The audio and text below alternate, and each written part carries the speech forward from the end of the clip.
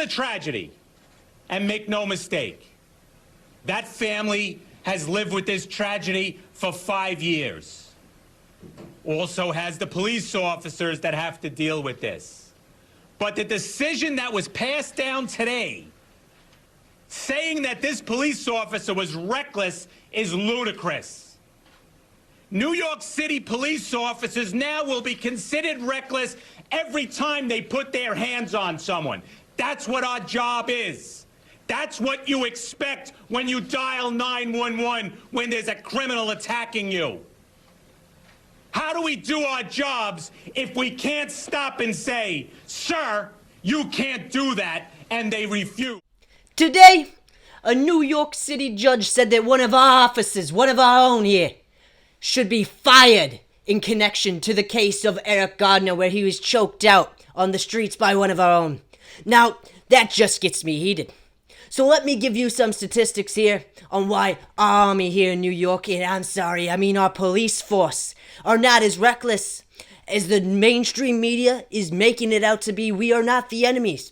So these are some facts that come from New York's Civilian Complaint Review Board.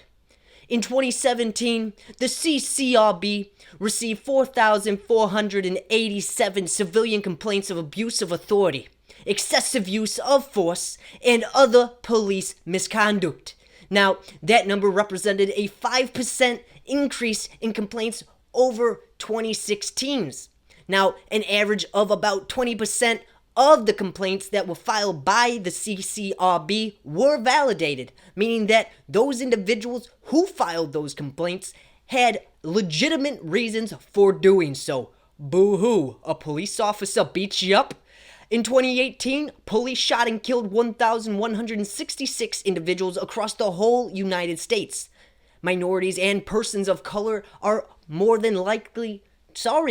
twice than likely to be shot and killed by a police officer than Caucasians.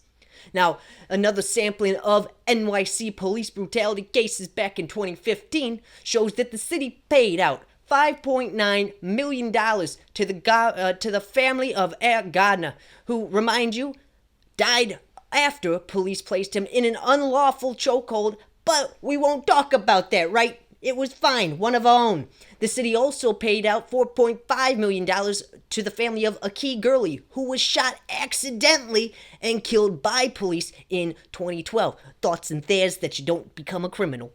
The city paid $2.5 million to Sol Celia Reyes in 2014 after police fatally shot her son, Noel Placano, following a 2012 traffic stop in Queen City, New York. Now, what I'm saying here is, if you're not a criminal, if you ain't running around, if you ain't trying to harass our officers here, you should be fine.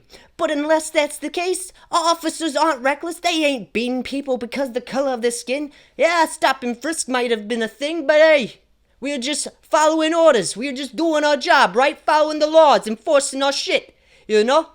And this is where we are. They're trying to make us out as animals or something. 1,166,000 civilians killed by police officers.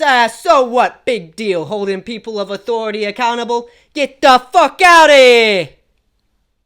Hey everybody, thanks for watching this video. It's been great having you, and I hope you enjoyed what I talked about today. Don't forget to give this video a thumbs up, drop a comment below, and also make sure to follow me on Instagram and Twitter at The Daily Ember. No spaces or underscores, just simple as that to find.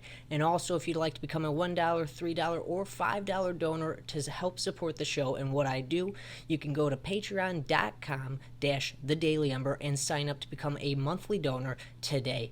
Once again, thanks for watching, and as always, this has been your Daily Ember.